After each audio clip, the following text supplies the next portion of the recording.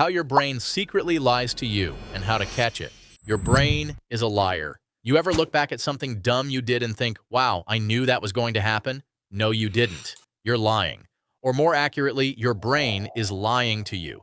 The truth is, your brain is basically a shady used car salesman in your head. It smiles, it reassures you, and then it quietly screws you over when you're not paying attention. It misremembers events, rewrites history, overestimates your skills, underestimates your risks, and then has the audacity to act smug about it. And you fall for it every single time. This isn't me roasting you for fun. Cognitive scientists and psychologists have spent decades proving that our brains are full of bugs, glitches, and shortcuts that trick us. Nobel Prize winner Daniel Kahneman, in his book Thinking Fast and Slow, basically said your brain has two systems, one that's fast, lazy, and full of bad takes, System 1, and one that's slow, careful, but too tired to show up most of the time, System 2. Guess which one makes most of your decisions? Yeah, the lazy one. Dan Ariely, in Predictably Irrational, showed how humans make decisions that are consistently illogical but in predictable ways. Elizabeth Loftus proved memories are not recordings, they're rewrites. Kahneman and Tversky mapped out biases that warp your judgment in every area of life. So let's break down the top 7 psychological lies your brain tells you and, more importantly, how to catch them before they wreck your life. Confirmation. Bias. Your brain is an echo chamber. Let's start with the OG mental scam, confirmation bias. Your brain doesn't actually want the truth, it wants comfort. So it cherry-picks information that agrees with what you already believe and filters out everything else like spam mail. Example, you think your horoscope is real.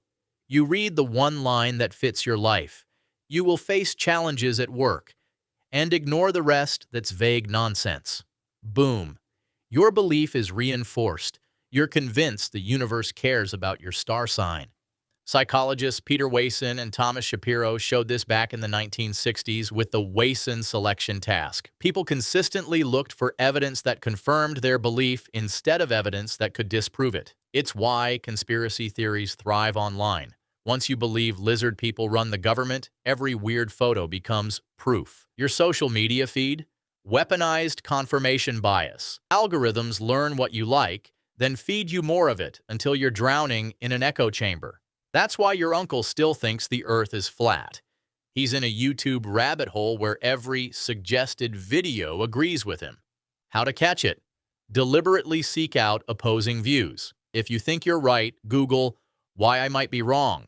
It's uncomfortable, but that's how you escape the echo chamber. And for the love of God, stop treating your TikTok FYP like a PhD program. Hindsight bias. Your brain fakes being psychic. You know that smug little voice in your head that says, I knew it all along? Yeah, that's hindsight bias. Spoiler, you didn't know. You're just retrofitting confidence onto the past. Psychologists Baruch Fishoff and Ruth Bath tested this after Nixon's trip to China and Russia in 1972. They asked people to predict possible outcomes. Later, when the real outcomes were known, people claimed they had predicted them all along. Classic hindsight bias. It's why after every breakup you say, I knew they were toxic from the start. No, you didn't. If you did, you wouldn't have wasted 2 years of Netflix passwords on them. Your brain is just editing the past to make you feel smarter than you are. This bias makes us arrogant. It tricks us into thinking the future is more predictable than it really is. Stock traders, politicians, sports fans, they all fall for it. After the fact, everything looks obvious. How to catch it? Write down predictions before events happen. Seal them in an email or a note, then compare later. You'll quickly see how often your I knew it was actually I guessed wrong. Spoiler alert, a lot. Optimism. Bias.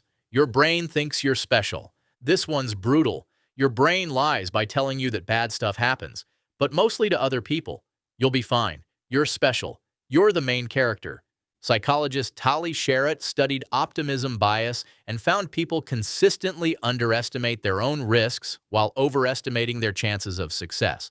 You think you're less likely to get divorced, less likely to crash your car, more likely to succeed at your startup, even though statistically you're average at best. That's why you procrastinate. You believe future. You will somehow be more motivated, more disciplined, and less addicted to scrolling. Newsflash: future you is the same clown as present you, just more tired. Optimism bias makes you take dumb risks, like skipping insurance or gambling on crypto because it'll bounce back. It's why we underestimate budgets, timelines, and how long that IKEA furniture will actually take to assemble. Spoiler, always longer. How to catch it? Force yourself to consider base rates, the actual stats. What percentage of startups succeed? What's the average marriage success rate? Then plan as if you're not special, because statistically, you're not. Anchoring. Your brain gets hypnotized by the first number. Anchoring is the reason salespeople own your wallet. Kahneman and Tversky showed that the first number you hear in any negotiation sticks in your brain like super glue. Even if it's random, it warps your judgment. Example: a car dealer says the car is $30,000. Even if you haggle, you're orbiting that anchor. If they'd said $25,000 first, you'd anchor there instead. Same car, different outcome. This happens everywhere. In one study, when people spun a random wheel that landed on a number, that number influenced their guess of how many African countries are in the UN. Completely unrelated, yet their brains were hooked by the anchor. Anchoring isn't just money. Job interviews, grades, even dating profiles, first impressions, anchor expectations. That's why you can't stop thinking about the one bad thing someone said, even if everything else they do is fine. How to catch it? Always reset the frame. If someone drops an anchor, counter-anchor fast. Don't orbit their number. Or better, be the one who drops the first anchor. Negotiation power equals setting the frame before they do. False memories. Your brain makes up receipts. This one's terrifying. Your memory? Not a hard drive. It's a Google Doc that anyone, including your imagination, can edit. Elizabeth Loftus proved this with her famous Lost in the Mall study. She convinced people they had been lost in a mall as children, even though it never happened. They developed vivid fake memories of it. Your brain doesn't store memories perfectly. Every time you recall an event, you reconstruct it, and sometimes you add new details that weren't there. That's how eyewitness testimony screws up court cases. Two people can witness the same crime and remember completely different versions. False memories also explain arguments with friends or partners. You swear you said something. They swear you didn't. Both of you genuinely believe your version, and both of you might be wrong. How to catch it? Don't trust your memory blindly. Document things. Write them down. Screenshots save friendships.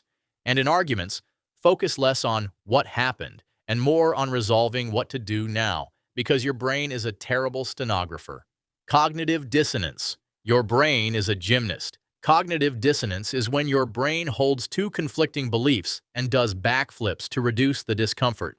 Leon Festinger studied this in the 1950s and found people will literally rewrite reality to avoid feeling inconsistent. Example: you smoke, but you also know smoking kills. Dissonance. To reduce it, your brain lies, "My grandpa smoked until 95, so it's fine." Or, "You bought a terrible $1,000 gadget."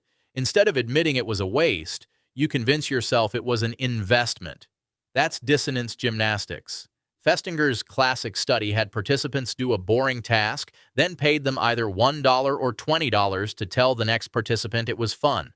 Those paid $1 had more cognitive dissonance, so they actually convinced themselves it was fun to justify lying for so little. That's how powerful it is. How to catch it? Notice when your actions and beliefs clash. If you're rationalizing with, "It's not that bad," stop. Admit the inconsistency. It's less painful to face the truth than to live in mental gymnastics forever. Availability. Heuristic. Your brain thinks drama equals common. This one is why you think plane crashes are common, but car accidents aren't. Psychologists Tversky and Kahneman found that people judge likelihood by how easily examples come to mind. Dramatic, recent, emotional events feel more frequent than they are. That's why news about shark attacks makes you scared to swim, even though your chance of dying that way is microscopic compared to choking on a hot dog. It's why after 9/11, people avoided planes and drove instead, leading to more car accident deaths. Availability heuristic hijacks your risk assessment. Politicians and marketers exploit it constantly. Want to scare people? Show vivid examples. Want to sell insurance? Tell dramatic stories. Logic doesn't sell, availability does. How to catch it? Always ask for the base rate. Don't judge by vibes or headlines. Ask, what are the actual odds? And remember, if it bleeds, it leads. But that doesn't mean it's common. Your brain needs fact-checking. So there you go. Confirmation bias makes you see what you want to see. Hindsight bias makes you feel psychic after the fact. Optimism bias makes you think you're special. Anchoring hijacks your judgment with the first number. False memories rewrite your past. Cognitive dissonance makes you spin excuses. Availability heuristic makes you fear drama over reality. Your brain is not your best friend. It's a messy, biased, glitchy machine that lies constantly to protect your ego and save energy. But the second you learn to catch these lies, you stop being a victim of your own head. So here's your choice. Keep believing your brain's fake news and stay average, or start fact-checking your thoughts and upgrade. And honestly, don't like or subscribe. Your brain will just rationalize why you didn't. Stay stuck. But if you're tired of being played by your own skull, you know what to do.